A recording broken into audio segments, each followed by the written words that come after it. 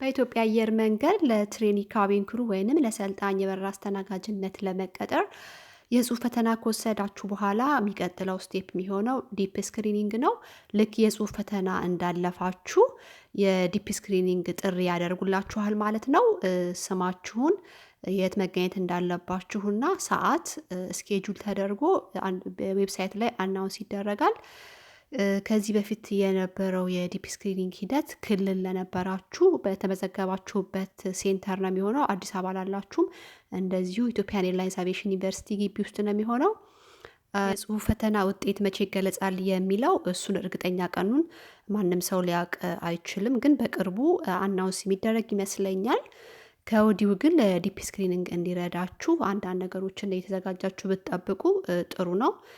ዲፕ ስክሪኒንግ ማለት ያው ብዙ የሚያተኩሩት ነገር እንደ ጠባሳ፣ ጥፍር ላይ ያሉ ነገሮችን፣ ፀጉርን፣ አለባበስን እና ቆዳን በተመለከተ እነሱ ነገሮች ላይ ነው የሚያተኩሩት።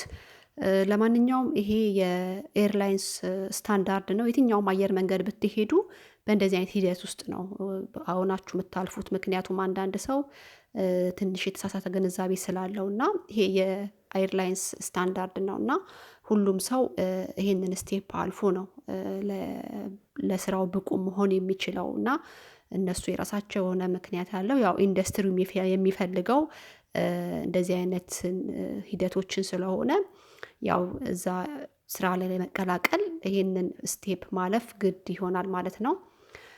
ዲፕ ስክሪኒንግ ስንመጣ በመጀመሪያ ደረጃ ብዙ የሚያተኩሩት እና በደንብ የሚያዩት ጠባሳ ቆዳ ላይ ያለ ጠባሳ ፊት ላይ፣ እግር ላይ ወይ እጅ ላይ እንደዛ በደንብ ነው የሚያዩት ማለት ነው። ብዙ ጊዜ ሲነር ካቢን ክሮች ወይንም ልምድ ያላቸው ስተሶች ስለሆኑ በዚህ ጉዳይ ላይ በደንብ ልምድ ያላቸው እና በደንብ ነው የሚያዩት። ጠባሳ የሚታይበት ቦታ ያው ልብስ የሚሸፍንበት ቦታ እሱ ብዙም አስቸጋሪ አይደለም። ግን ፊት ላይ፣ እጅ ላይ፣ አንገት ላይ እንደዚህ የሚታይ ክፍት ቦታዎች ማለት ነው። ስፔሻሊ ሸሚዝ ምናምን ስንለብስ የሚታይ ቦታ ላይ፣ ለሴቶች ደግሞ እግር ላይ ምናምን በደንብ ነው የሚያዩት። በተረፈው ይሄ ጠባሳ ማለት ጉልት ብሎ የሚታይ ይሄ በደንብ የሚታይ ነው እንጂ ትንሽ የደመዘዘ ምናምን ከሆነ እሱን እንግዲህ ኮምፕሮማይዝ ሊደረግ ይችላል ብዬ አስባለሁኝ። ግን ይሄ ለምሳሌ አንዳንድ ጊዜ ፊታችን ላይ ጉልት ከሌላ ቆዳችን ተለይቶ የሚታይ ወይንም እጃችን ላይ እና እነሱን ነገሮች ላያሳልፏችሁ ይችላሉ። ከጠባሳ በተረፈ ደግሞ ታቱ አንገት ላይ፣ እጅ ላይ፣ ምናልባት እግር ላይ ካለ ስፔሻሊ እግር ለሴቶች ነው። ያ ወንዶች ብዙ ጊዜ ሱሪ ስለምትለብሱ የእግር የወንዶች አያሳስባችሁም። ለሴቶች ከጉልበት በታች ያለውን ፓርት በደንብ ያዩታል። በዌብሳይት ላይ አናውንስ ሲያደርጉ ራሱ ያው ጉርድ መልበስ እንዳለባችሁ፣ ሸሚዝም አጭር ሸሚዝ ከግማሽ እጅ ላይ የሚሆን ማለት ነው ለሴቶችም ለወንዶችም እሱን ለብሳችሁ ስትሄዱ ያው በቀላሉ እነሱ እጃችሁ ላይ ያለውን ነገር በደንብ ለማየት ይችላሉ ማለት ነው። ስለ ጠባሳ ያው ይሄንን ይመስላል። በአጠቃላይ በደንብ ጥርት ብሎ የሚታይ ወይም ጉልት ብሎ የሚታይ ከቆዳችሁ ተለይቶ እንደዚህ አይነት ጠባሳ ተለቅ ያለ ከሆነ ላያሳልፍ ይችላል ማለት ነው። ወደ ሁለተኛው ስንመጣ ደግሞ ብሬስ ጥርስ ላይ የሚደረገው ማለት ነው። እሱን ያው አውልቃችሁ ነው የምትሄዱት። ያው እነሱም ዌብሳይት ላይ ያስቀምጣሉ ብሬስ ማድረግ እንደማይቻል። ሌላው ደግሞ ስለ ጥርስ ድርብ ጥርስ ላስት ታይም በነበሩት ስክሪኒንግ ላይ አላሳለፉም ነበረ። ልክ እዚህ ፎቶ ላይ እንደምታዩት አይነት ድርብ ጥርስ ልጅቷ ሁሉ ነገር አሟልታ ቆዳዋ ጥርት ያለ እና ጠባሳ ምናምን የሌለባት ልጅ ናት እና በዚህ ምክንያት ብቻ አላሳለፏትም። ድርብ ጥርስና ሌላ ደግሞ እንደዚህ የበለዘ ጥርስ ነው የሚባለው። ለምሳሌ ወደ ወንጂ ወደ መተሃራ አካባቢ ያሉ ልጆች አንዳንዴ እንደዚህ አይነት ጥርስ አለና እሱንም ታጥቦ ማጽዳት ከተቻለ እንደዛ አድርጋችሁ ብትዘጋጁ ጥሩ ነው። ጥርስ ላይ ያለው ነገር ይሄ ነው። ጥፍር ያው ብዙ ጊዜ ምንም ነገር ጥፍር ቀለም መቀባት አይቻልም። በአጭሩ ተቆርጦ ንጹህ ጥፍር ነው ማየት የሚፈልጉት ማለት ነው። እሱንም ጥፍር አንዳንድ ጊዜ እንደዚህ በር ቀርጥፎን ምናምን አንዳንድ ጊዜ ጥፍራችን ላይ የሆነ ችግር ሊኖር ስለሚችል እሱን ያው ከእነሱ ጋር ዲል ታደርጋላችሁ ማለት ነው። ከጠየቋችሁ መመለስ ነው። የሚጠፋ አይነት ከሆነ በሕክምና የሚሻሻል አይነት ነገር ከሆነ እሱን ስትጠየቁ ያው ትመልሳላችሁ ማለት ነው። ሌላው በተረፈ ጆሮ ላይ ሁለት ቦታ የተበሳ ሰው ለምሳሌ ሴቶች ናችሁ ብዙ ጊዜ እንደዚህ አይነት ነገር ኤክስፒሪየንስ ያላችሁ ሁለት ቦታ የተበሳ አፍንጫ ላይም አንዳንድ የሚበሱ ሰዎች አሉ። እሱን አይቀበሉም። ጆሮ አንድ ቦታ ብቻ ነው የሚፈቀደው። ያው የኤርላይንሱ ፕሮቶኮል ይሄንን ይመስላል። ፀጉር በተመለከተ ያው ወንዶች ባለፈው እንደተባለው ተቆርጣችሁ በአጭሩ ፀጉራችሁና ጺማችሁ ፎልድ ሼፍ አድርጋችሁ ነው የምትሄዱት ማለት ነው።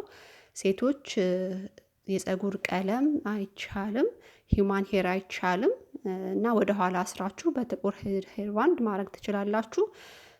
እንደዚህ ሻጤ ምናምን የምትጠቀሙ ከሆነ ጥቁር መሆን አለበት የፀጉር ተመሳሳይ። አጭር ፀጉር ያላችሁ ልጆች ደግሞ ስታይል ባለው መልኩ አጭር እንዳለ ያው ስታይል መኖር አለበት። ቁርጥ ከሆነ በደንብ በስነ ስርዓት ተቆርጦ ተለቆ መያዝ ካልቻለ እንደዛ ማድረግ ትችላላችሁ። ፀጉራችሁን ስታስይዙ አክሰሰሪ አታብዙ። ያው እንደዚህ ሻጤ ምናምን ስትጠቀሙ 1 2 3 ይበቃል። ከዛ በላይ ባታደርጉ ይመረጣል፣ ሴቶች ማለት ነው። ሌላ ስለ ፀጉር ያው ወንዶችም ሴቶችም ናቹራል ከለር ማለት ብላክ ጥቁር ከለር ነው መሆን ያለበት። ከወዲሁ እንድታውቁበት ነው፣ ተዘጋጁበት ለማለት ያህል ነው።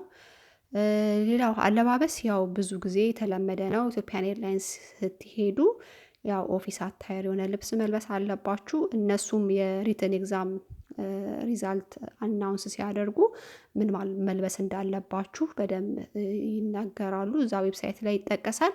እሱን በማንበብ እነሱ ያሉትን ነገር ተግባራዊ ማድረግ ነው። ሌላው በተረፈ የልብስ ከለር ምንም እንትን የለውም። የፈለጋችሁትን ልብስ መልበስ ከለር መልበስ ትችላላችሁ። ግን እነሱ ያሉትን ሴቶች አጭር ቀሚስና አጭር ሸሚዝ ነው። ያው ወንዶችም የጨርቅ ሱሪና አጭር ጉርድ ሸሚዝ መልበስ አለባችሁ። እነሱ ያስቀመጡትን ነገር አሟልታችሁ ለመገኘት ሞክሩ። ከዛ በተረፈ ያው ይሄንን አድርጌ ብሄድ ይሄንን አድርጌ የሚሄድ የሚለውን ራሳችሁ ዲሳይድ ብታደርጉ ጥሩ ነው። ምክንያቱም እነሱ ያስቀመጡትን ክራይቴሪያ ማሟላት ራሱ እንደ አንድ መመዘኛ ነው የሚቆጠረው እና እነሱ ዌብሳይት ላይ የሚያስቀምጡትን ነገር አንድ በአንድ እነሱን ነገሮች ብታሟሉ ጥሩ ነው። ሴቶች ጫማ ስታደርጉ ያው ሂል ጫማ ብዙ ጊዜ ክፍት ሳይሆን ሽፍን ብታደርጉ ይመረጣል። ግን ግዴታ አይደለም። ግን ሽፍን ብታደርጉ ይመረጣል። ጥቁር ቢሆን እንዳልኳችሁ ከለር ግዴታ አይደለም። ግን ያው የኔ ሰጀስሽን ነው። ስለ አለባበስ ይሄንን ይመስላል። ያው ምንም አይነት ሜካፕ መጠቀም አይቻልም። ላይክ ፊታችሁ ደረቅ የሚል አይነት ነገር ከሆነ ሞይስቸራይዘር መቀባት፣ ቻፕስቲክ ምናምን መቀባት ይቻላል። ግን ሌላ ሜካፕ እንደ አይላሽ፣ እንደ አይላይነር፣ እንደ ኩል ምናምን መጠቀም አይቻልም። ያው ምንም አይነት ሜካፕ አይቻልም ተብሎ ዌብሳይት ላይም አናውንስ ይደረጋል። ታዩታላችሁ አናውንስ ሲያደርጉ ማለት ነው። ሴቶች ከዚህ በፊት በነበረ ጊዜ ወክ አድርጉ ይባላል። ያው አረማመዳችሁ አካሄዳችሁ ምናምን በደንብ ነው የሚታየው። አይሆፕ ለወንዶችም ይኖር ይመስለኛል በዚህ ዙር እና ከዚሁ እንድትዘጋጁበት ነው። ምናልባት እዚህ ላይ ያልጠቀስኩት ነገር ካለ እና ማወቅ የምትፈልጉት ነገር ካለ ጥያቄ ላይ አሳውቁኝ። ከዚህ በፊት የነበረው ስክሪኒንግ ሂደት ይሄንን ነው የሚመስለው። ስክሪኒንግ ላይ የነበረውን ሂደት የቮይስ ሪከርድ ያደረኩት ነበረ። እሱን ቴሌግራም ቻናል ላይ አስቀምጥላችኋለሁ የነበረውን ሂደት ምን እንደሚመስል። ከዚህ በፊት ያለፉ ተማሪዎች የቮይስ ሪከርድ አለ። እሱን ቴሌግራም ቻናል ላይ ታገኙታላችሁ። አዲስ ነገር ካለ ወንዶችን በተመለከተ ስፔሻሊ ወንዶችን በተመለከተ አዲስ ነገር ካለ ቪዲዮ ወይንም በቴሌግራም ላይ አጠር ያለ መልእክት አስቀምጥላችኋለሁ። ከዚህ በፊት የነበረው የስክሪኒንግ ሂደት እነዚህን ነገሮች ያካተተ ነው። ከዚህ በዘለለ ሌላ ምናልባት ያልጠቀስኩት ነገር አለ ማወቅ የምትፈልጉት ነገር ካለ ሌሚናውን ኮመንት። የዛሬውን ቪዲዮ በዚህ ያበቃሁኝ። በሚቀጥለው ጊዜ እስከምንገናኝ ድረስ መልካም ጊዜ ለሁላችሁም። ሰላም